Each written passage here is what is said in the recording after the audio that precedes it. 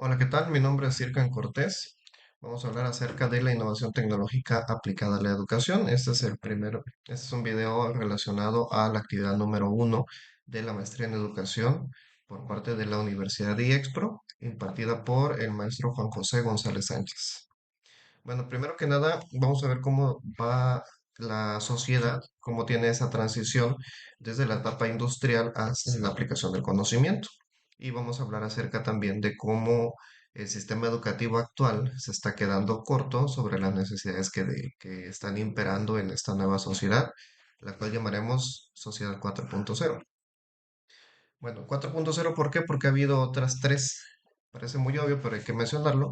La sociedad 1.0, esas tenía ciertas características, iniciaba para empezar en el siglo XVIII, donde estaba el tema agrario y luego industrial. Entonces, a veces pudiera confundirse que la revolución industrial, que también tiene estamos en la cuarta revolución industrial, y eso también podría generar la sociedad 4.0, pero no están relacionados así, sino que están relacionados en la sociedad, en los avances tecnológicos. Pero en la época industrial, la primera revolución se da a través de la máquina de vapor. Y en el caso de la sociedad, es el paso de una sociedad agraria que necesitaba tener trabajadores, ya sea obreros, mano de obra, entre más especializada mejor, y la segunda que necesitabas también tener funcionarios de gobierno que pudieran ellos llevar a cabo la administración de un bien público. Entonces, en ese tiempo, como estamos hablando de la sociedad 1.0, entonces era una metodología que también la estamos utilizando actualmente en la educación, que se llama aprender haciendo, ¿sale? Pero recordemos que en este caso no era solamente educativo, sino también laboral. Entonces, como era un sistema muy repetitivo, era aprender haciendo. Veo, me toca hacer a mí la talacha y luego ya empiezo yo a capacitar al que viene atrás de mí. ¿Sale? Para esto se conoce como industrialización de la educación. Lamentablemente, o sea, quienes generan la educación a nivel global no fueron los gobiernos como tal, sino que fueron los grandes empresarios que necesitaban que los estudiantes tuvieran ciertas características para ir a trabajar a las fábricas. Todo lo demás extra, esa especialización, hacía que tuvieras un mejor trabajo y en este caso, pues un mejor sueldo. Entonces, cuando en la sociedad todavía 1.0, estamos hablando de relaciones jerárquicas, era la idea de evitar problemas, era necesario interpretar datos para que la industria tuviera un avance sobre la competencia entre dos empresas. Quien interpretara mejor, por ejemplo, cuál era el movimiento de mercado, entonces podría surgir una ventaja competitiva sobre otra empresa. Después viene la sociedad 2.0, conocida como sociedad del conocimiento, y obviamente los trabajadores, en lugar de ser técnicos, se vuelven trabajadores del conocimiento. Aquí tenemos dos cosas muy importantes. La primera es la gestión del conocimiento y la introducción del Internet. Si te das cuenta, ya estamos hablando de una sociedad 2.0 que no coincide con la segunda revolución industrial. Entonces, en esa sociedad del conocimiento, lo que impera es el hecho de la introducción del Internet, ¿sale? Al introducirse el Internet, se empieza a tener una mayor cantidad de información disponible, no necesariamente conocimiento, sino información disponible. Y eso hace también que los ciudadanos puedan capitalizar las ideas. ¿A qué me refiero con capitalizar las ideas? Por ejemplo, si yo me encuentro ahorita en Chiapas y me llega la oportunidad de invertir en un talento, en un producto, en una empresa, ya lo puedo hacer porque a través del internet me entero de ese proyecto y yo puedo empezar a capitalizarlo, ¿sale? En la cuestión de la gestión del conocimiento, en la sociedad 2.0, la sociedad que más crecía era aquella sociedad que aplicaba el conocimiento a través de los ciudadanos. Por ejemplo, veamos la bolsa de valores de Nueva York. Nueva York crece porque la bolsa de valores se establece ahí y el conocimiento, las personas que tenían el conocimiento necesario, viajaban y se establecían de ese lado. Personas que tenían el conocimiento, acuérdate de la sociedad 1.0, que también tenían un mejor sueldo, pues llegaban a un lugar donde podían gastar más y empezaba a crecer ese lugar, porque había necesidad de cambiar el sistema de transporte, de vivienda, mejores restaurantes, mejores tiendas elegantes, comida y demás. Entonces, una sociedad que tiene el conocimiento aplicado empieza a crecer. Esto no solamente cambia la sociedad, cambia al individuo, porque al haber más conocimiento, perdón, más información disponible, el cerebro tiene que cambiar su estructura para poder eliminar aquello que no sirve, aquella información innecesaria y generar información que sea la adecuada al momento que yo la estoy utilizando. ¿Sale? Veamos un ejemplo, un docente que quiere trabajar de manera lúdica. Entonces empieza a investigar mucho, le llegan muchas páginas web, tiene muchos PDFs y empieza a descartar y empieza a leer de soslayo, pero buscando la información que él requiere y descartando rápidamente todo lo demás. Actualmente, que de hecho lo pueden buscar en internet, mm, el- la ventana de atención de una persona, de un adolescente promedio, es de 5 segundos. Es decir, que cuando abre una página web, si no carga en los primeros 5 segundos, entonces ya perdió la atención. Esto es quitaba o dejaba obsoleto la objetividad de la sociedad 1.0. ¿Por qué objetividad? Porque era un conocimiento muy técnico y solamente de una situación en particular muy cerrada. Ahora, con la introducción del Internet también se generó un periodismo ciudadano que era mucho más económico que la estructura de un periódico tradicional, porque ahora cualquiera con un celular, con una cámara, internet, puede llamarse o autollamarse informador, periodista, o inclusive como los nuevos TikTokers y demás, pero eso lo veremos en otra situación. Esto, el periodismo ciudadano, aumenta gracias a las tecnologías sociales. Facebook, X, Vimeo, TikTok, todas esas redes sociales que conllevan tecnologías sociales y obligan a los individuos a cambiar su forma de pensar. ¿Sale? Después viene la sociedad 3.0. En la sociedad 3.0 hay tres ejes. El primero es un cambio social y tecnológico acelerado. Veíamos dentro de la información que nos dio el maestro que existe una curva de aprendizaje, también llamada curva J, en la que las personas tienden a ser como la letra J cuando se les está capacitando. Pero también en el cambio tecnológico se utiliza esto para que se note que en un menor tiempo tenemos una cantidad mayor de avances tecnológicos. Anteriormente, los avances tecnológicos se estimaban en relación a 10, 20 y hasta 50 años. Actualmente es de 6 meses o menos. Entonces, la curva de crecimiento ya se volvió más que exponencial. Estamos avanzando en poco tiempo con mucha tecnología. La segunda es la globalización constante y la redistribución horizontal del conocimiento y las relaciones. A diferencia de la sociedad 1.0, donde estaba la jerarquía rígida, en la 2.0, donde ya se intentaba trabajar con el capital humano, y en la 3.0 se redistribuye de manera horizontal, es decir, que se difumina, ya no está tan claro quién es jefe de quién utiliza un departamento o materiales determinados. ¿Por qué? Porque entonces esta sociedad ya se empieza a trabajar sobre la creación de proyectos.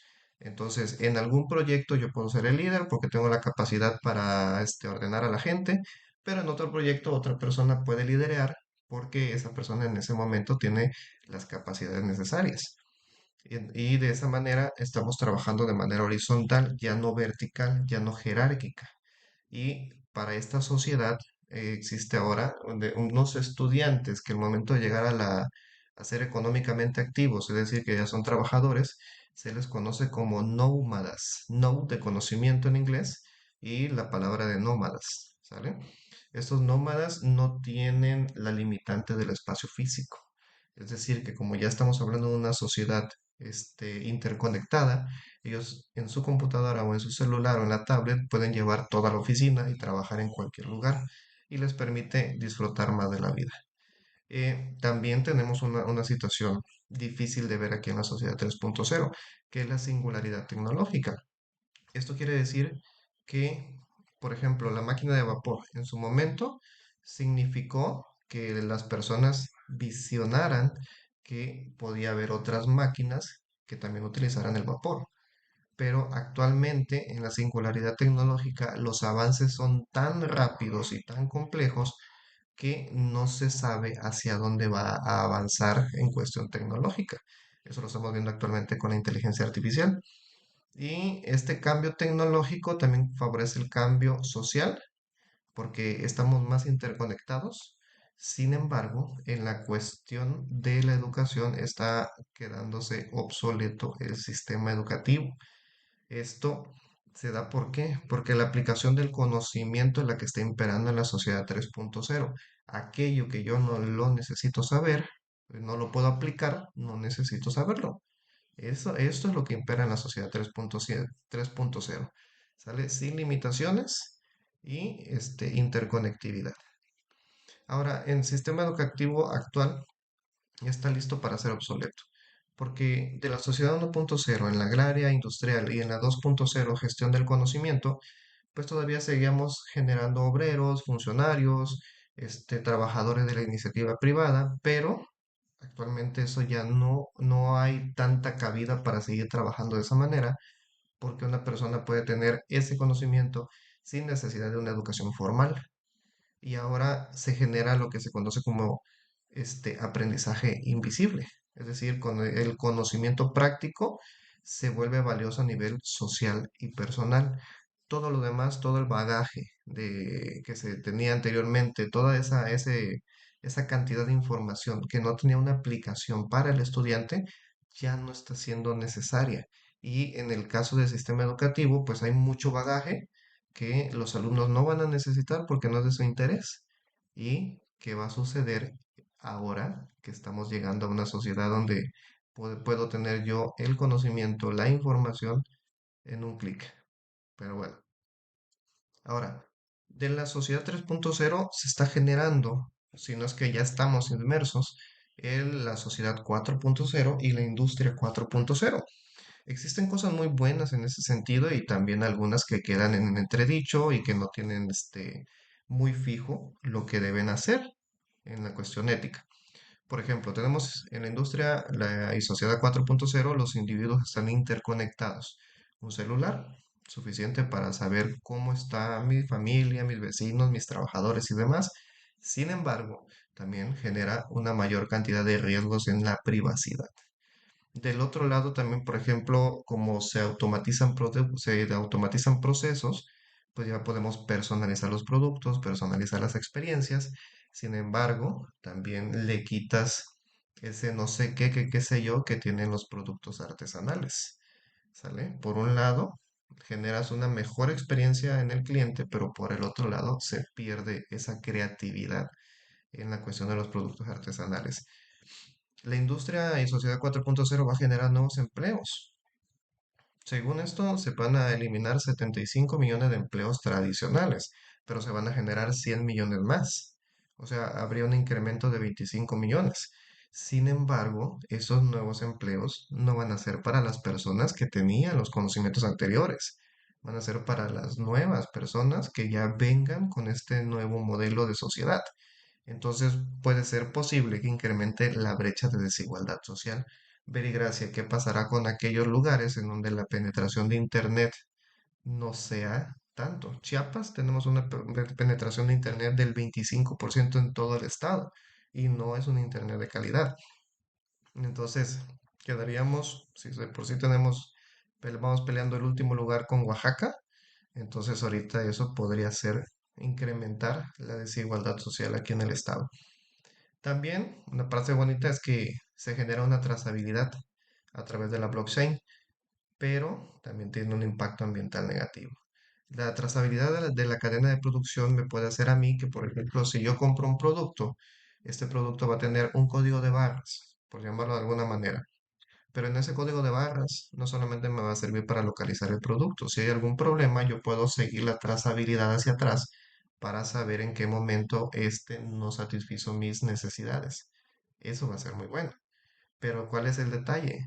La cantidad de ciclos de proceso que requiere el hacer la trazabilidad hacia atrás genera calor. Ese calor se genera por un servidor y ese calor tiene que ser disipado en el ambiente. ¿Sale? Aparte de todo lo que conlleva el hecho de mantener los servidores siempre con energía y enfriados. Entonces puede generar un impacto ambiental negativo, es el uso, un mayor uso de energía. También la industria de sociedad 4.0 integra tecnologías inteligentes con organizaciones y personas. Eso está muy bonito porque, por ejemplo, en la situación agraria, tú ya puedes dejar casi automatizado todo el campo, pero el problema es la eliminación de puestos de trabajo. Si yo ya tengo automatizado toda la cadena de producción, pues el robot o el elemento tecnológico no necesita vacaciones, no me pide aguinaldo, no se enferma, no se embaraza, no tiene ningún, no me va a hacer alguna huelga, no va a pedir un incremento de salario, pero entonces automatizo procesos y elimino personas. Y recordemos que esto genera nuevos empleos porque pues necesito un técnico que lo repare, un mecánico que esté checando las piezas, pero el que estaba trabajando ahí, que no tiene esas características, es eliminado. Y por el otro, la industria y sociedad 4.0 se basa también en el Internet de las cosas. Las situaciones como los focos, las cámaras de seguridad, los sensores inteligentes, me pueden a mí facilitar la seguridad de mis objetos. Por ejemplo, estoy fuera de casa y activo las luces de la casa a través de mi celular. Cuando una lámpara podía hacer eso, una lámpara tradicional, pues no se puede, ¿verdad? Pero con el Internet de las cosas sí, y abarca una infinidad de cosas. El problema es el paradigma del trabajo sin oficina. Es decir, si yo puedo trabajar en cualquier lugar, solamente necesito una conexión a Internet, entonces, ¿en qué momento voy yo a tener una identidad de algún país, de algún lugar? ¿Cómo me voy a sentir yo mexicano si no estoy ligado a un terreno, a un espacio físico concreto? Entonces, la industria de sociedad 4.0 se basa en sistemas digitales y físicos en su uso para la inteligencia artificial y el análisis de datos, pero con la finalidad de mejorar la calidad de vida del ser humano. Habría que analizar qué entienden por calidad de vida. Para finalizar, pues la sociedad está avanzando ya sin contratiempos hacia una nueva era digitalizada y esto genera nuevas oportunidades. Facilita el trabajo, disminuye costos y tiempos en la cadena de producción, se abaratan los productos, pero también se pierden empleos, se generan otros y el problema o el detalle que veo también en esto de la cuarta revolución es que las cuestiones éticas, sentimentales no se abordan. No estamos viendo si las nuevas aplicaciones de las tecnologías, tanto en la industria como en la escuela, puedan tener una base ética que ha venido manejando la base de la sociedad. Entonces, estos nuevos paradigmas crean una nueva identidad global, pero si creamos una nueva identidad global, perderemos la que tenemos actualmente. Esa es una cuestión, porque por cuestiones de soberanía, pues hay ciertas cosas que en nuestro país se permiten y no se permiten, que en otros son diferentes. Pero al haber una sociedad global, entonces serás parte de qué. Esa puede ser una cuestión bastante interesante de responder, porque de un lado deja lo complejo del trabajo, es decir, cumplir con un horario, entregar perdón, desplazarte a un lugar particular. Toda esa parte de la complejidad del trabajo se va quitando. El problema es, tanto en la oficina como en campo, el problema es en qué momento la sociedad va a requerir, qué tanto va a requerir que una persona no se sienta perteneciente a una empresa, a una casa, a una escuela, a cualquier situación, pues es completamente independiente, está interconectado, pero no significa que sea exclusivo de. Y en relación a lo educativo, pues todos los cambios que se están generando requerirán ir hacia un lugar nuevo, pero el detalle está que nadie lo conoce. La educación tiene que cambiar, lo decía Sir Ken Robinson en el video. Tiene que cambiar no por una reforma, sino por una revolución en la educación. Y eso quizá, por ejemplo, en este sistema educativo que está generando Ricardo Salinas Pliego, quizá él tenga ya la idea de esta sociedad 4.0 en la parte educativa. El problema es el grueso de la población. El magisterio no creo que esté acorde a lo que se solicita, a lo que se requiere. Porque tratar de capacitar a todo el gremio, es una labor titánica. Pero esta aplicación, este conocimiento ya aplicado, lo estamos viviendo inclusive aquí en un Chiapas, ¿no? Imagínate en un Monterrey, en alguna en país primermundista. Entonces toda la sociedad está avanzando hacia allá. Y si no logramos estar a la par como sistema educativo de estas necesidades, también nosotros tendremos un problema porque seremos cómplices de dejar obsoletos a estas generaciones que estamos todavía teniendo en las aulas. Bueno, muchas gracias. Soy Circan Cortés.